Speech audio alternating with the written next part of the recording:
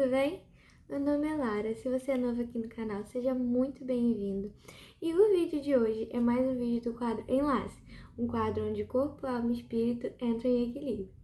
E o nosso tema de hoje é pensamentos intrusivos. Vamos lá?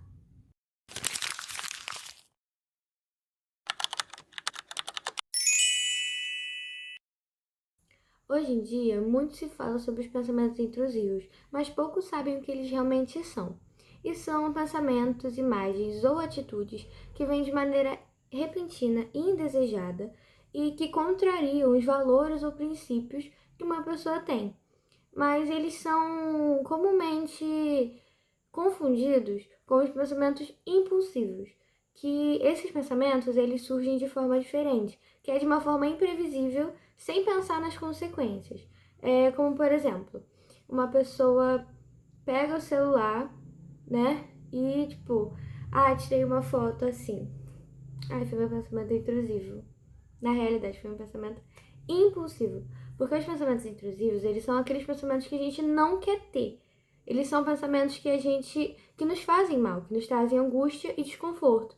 Diferente dos impulsivos, que são só atitudes que a gente faz sem pensar na consequência que isso vai ter depois. Apesar de angustiantes, esses pensamentos são completamente normais, até porque as pessoas experimentam dele ocasionalmente durante o dia, mas a partir do momento que eles começam a ser frequentes, intensos ou interferem no dia a dia, é importante buscar uma ajuda profissional, porque eles podem estar associados a transtornos, como por exemplo ansiedade, toque, TEPT, e é preciso buscar ajuda profissional, porque aí você consegue ter um diagnóstico preciso do que realmente é e assim você vai poder tratar de uma melhor forma. Mas eu trouxe aqui também algumas maneiras para você conseguir indicar, para você conseguir ver se você, né, como você vai ver assim no seu dia a dia, se isso é algo realmente ruim ou se é só algo comum. Primeiro de tudo, são pensamentos negativos. Eu digo isso com muita frequência, né? Porque como eu já tinha dito, esses pensamentos todo mundo tem. Mas quando eles começam a ficar em, sabe, uma proporção muito grande, eles começam a nos afetar. Por exemplo, dúvida e incerteza, que são pensamentos que questionam as nossas crenças, os nossos valores, e aí fazem com que a gente sinta insegurança. A gente vai fazer alguma coisa, a gente acredita fielmente naquilo dali, mas a gente começa a ficar pensando tanta coisa ruim que a gente para e fala, caramba, eu realmente acredito nisso? Isso é realmente o que eu acho? E aí a gente começa a duvidar mesmo do nosso caráter. A segunda forma são as preocupações excessivas, com segurança, saúde, aparência, mas a que eu quero entrar mais a fundo aqui é a de desempenho, porque a gente sente tanto medo de falhar, né? Esses pensamentos trazem tanto medo de falhar nas tarefas importantes que a gente começa a procrastinar e a ter um bloqueio para fazer aquilo ali. O nosso pensamento é como se fosse, mas se eu pegar para fazer isso aqui, eu vou errar. E aí você não faz. E aí você vai deixando pra depois, vai deixando, vai deixando, vai deixando. E aquilo ali vai só indo embora. E o negócio que você tinha que fazer, você tá tão preocupada em achar que você não consegue fazer, que você acaba nem mesmo tentando. A possibilidade de falhar, ela sempre vai existir. Isso é fato. A gente nunca 100% vai fazer algo 100% perfeito. A possibilidade do erro, da falha, ela sempre vai existir. Mas se houver 1% de chance de você acertar, por que não tentar? Se você não fizer, eu falo muito isso. Se você não fizer, você não vai saber. Uma outra forma pode ser a ruminação. Lara, mas o que é a ruminação? Análise excessiva. Isso traz pensamentos repetitivos, que são. É como se a gente ficasse remoendo muito coisas que já aconteceram ou tendo muitas preocupações para o futuro, que fala muito sobre a ansiedade isso, né? Mas esse ciclo, é um ciclo vicioso que a gente fica preso, muito preso ao passado e ao futuro. E isso acaba nos desprendendo do presente. A gente acaba se preocupando tanto, pensando tanto no que passou e no que vai vir, que o agora a gente nem pensa. A gente fica, mas daquela vez eu poderia ter feito isso quando fulano falou aquilo pra mim. Ou, ai, se eu for fazer um teste amanhã e não der certo? E se eu não tirar uma nota boa? E se... E a gente fica se enchendo disso, que a gente esquece de viver o momento, a gente esquece de viver o agora. Tão preocupado com o antes e com o depois. A gente esquece do agora.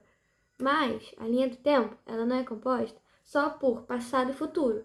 A linha do tempo é composta por passado, futuro e presente. Então a gente tem que aprender a viver, ó, aqui no presente. Ah, mas eu não tenho que pensar no meu futuro? Tem. Tem que pensar no futuro, sim. Porque o seu futuro depende de você. O seu futuro não depende de mim. Entendeu? Você tem que pensar assim no seu futuro. Só que para tudo tem um limite. Você tem que pensar, mas não se desesperar. Porque vai chegar o futuro. Uma hora que aquilo que você está planejando, aquilo que você está pensando, vai chegar. Mas você tem que ter calma. Se você se desesperar, se você ficar nessa, não vai dar certo. Você esquece de viver o agora. A partir do momento que você vive o agora com a cabeça lá no futuro, aí não vai dar certo. Aí você vai ficar naquela coisa, sabe? Aquela euforia desesperada, né? E não aproveita. E além dos pensamentos repetitivos, a ruminação ela também traz uma análise excessiva. Gente, é tudo muito excessivo, sabe? É tudo excessivo, persistente, porque, né? É, quando é demais, é ruim. Tudo que é em excesso é ruim, né? Então a gente tá colocando aqui coisas, geralmente sempre usando o termo excessivo, persistente, enfim. Mas esse tipo de pensamento, ele faz, além do que eu acabei de falar, de ficar muito em futuro, ele também fica muito preso a erros do passado. Você fica remoendo muito coisas que você errou lá atrás e isso faz com que você fique, sabe, se autodepreciando. Mas o que você fez não vai voltar. O passado tá no passado. Se você errou, não tem como mais você voltar. Errou, errou, entendeu? Mas o que vai mudar o agora não é se você vai apagar ou não o seu erro. É como você vai reagir ao seu erro. Não é você voltar lá atrás e apagar. É o que você vai fazer agora com isso. A partir de agora, quando você estiver naquela mesma situação, naquele mesmo contexto, você vai agir da mesma maneira ou você vai fazer de uma forma nova, da forma correta? E é isso que importa. Não é como se fosse um passe de mágica e lá, pronto, não fiz nada, ninguém ficou chateado, não aconteceu nada. Não é assim. É a partir de agora. Ah, eu fui colocado na mesma situação em que eu errei lá atrás. Eu sei que eu errei lá, então eu não vou fazer a mesma coisa aqui. Então, essa também é uma forma de a gente aí, né, tirar um pouquinho a nossa cabeça daquilo que a gente errou.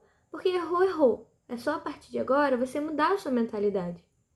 Quando eu falei sobre o que são os pensamentos intrusivos, eu não citei, eu acho pelo menos, que eu não citei que eles são só pensamentos ou atitudes impulsivas indesejáveis. Eu também falei que são imagens intrusivas. E isso acontece muito da forma que eu acabei de falar, que são flashbacks. Eu só não usei esse termo, mas são flashbacks que ficam na nossa cabeça ali de vezes que erramos, situações ruins que aconteceram com a gente. Ah, mas quais são as causas dos pensamentos intrusivos? Eles não têm uma causa, uma explicação específica, mas existem situações que podem favorecer. Situações que podem ser psicológicas, ambientais ou cognitivas. Dentre as situações psicológicas, eu quero destacar o histórico de trauma. Traumas passados, eles podem aumentar a vulnerabilidade da nossa mente para os pensamentos intrusivos, especialmente se esses traumas não foram adequadamente processados ou resolvidos. Se aconteceu algo, uma situação traumática, mesmo após muito tempo, se aquilo dali não foi resolvido de uma maneira, sabe, correta, se aquilo dali não foi tratado, aquilo dali pode piorar os pensamentos intrusivos. As situações ambientais não é um ambiental de natureza, mas é um ambiental do ambiente que a pessoa está inserida. Nas causas ambientais, não são um ambiental de ambiente eu digo meio ambiente. Eu falo de ambiente, o local que a pessoa está inserido, sabe?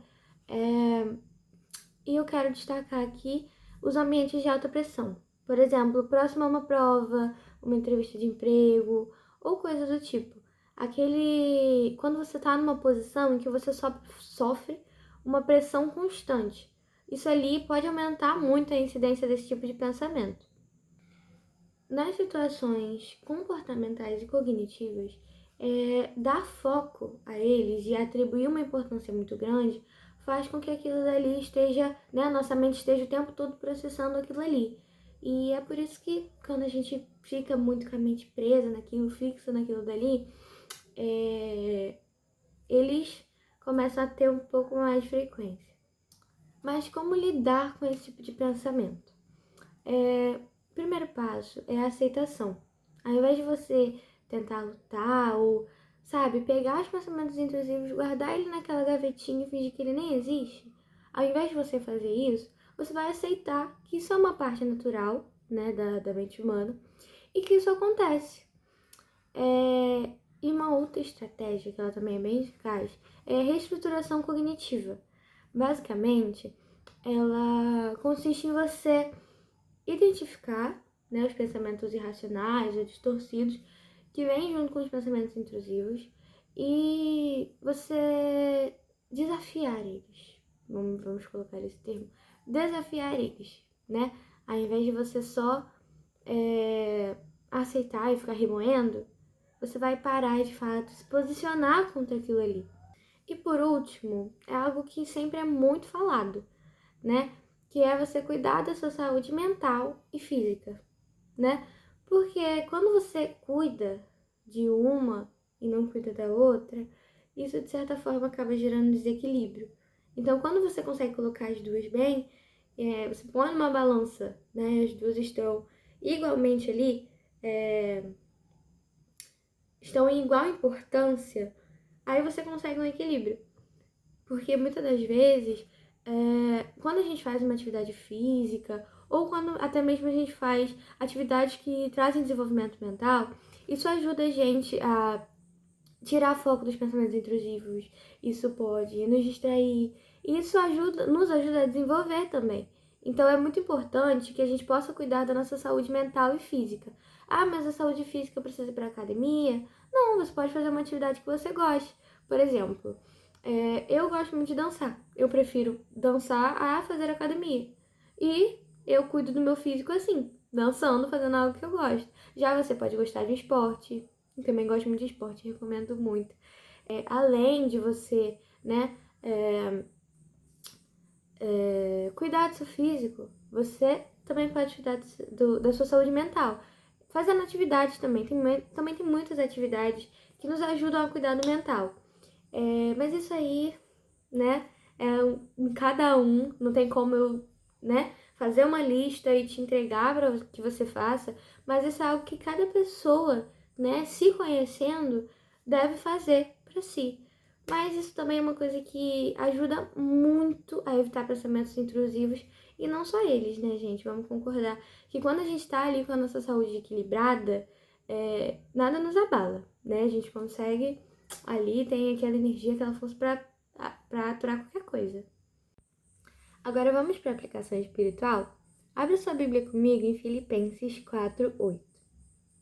Vou ler para vocês. Quanto ao mais, irmãos, tudo que é verdadeiro, tudo que é honesto, tudo que é justo, tudo que é puro, tudo que é amável, tudo que é de boa fama, se há alguma virtude e se há algum louvor, nisso pensai. Aqui, nos conselhos gerais da igreja de Filipos, Paulo diz para eles que a mente deles deve estar ligada naquilo que é bom, naquilo que vem do alto, naquilo que é agradável. E o que eu quero trazer para vocês hoje é, quando a gente se enche daquilo que é bom, quando a gente se enche do que é amável, o que é ruim não tem lugar.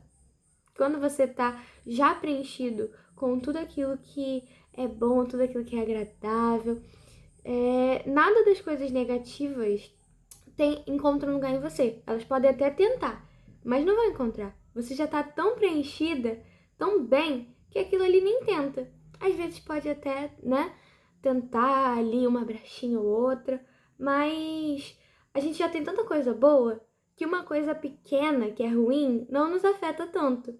Então, esse foi o enlace de hoje, tá, gente? Eu espero que vocês tenham gostado. Se você viu até aqui, o meu muito obrigada. E eu espero que isso tenha ajudado, tocado o coração de vocês, da mesma forma que foi pra mim.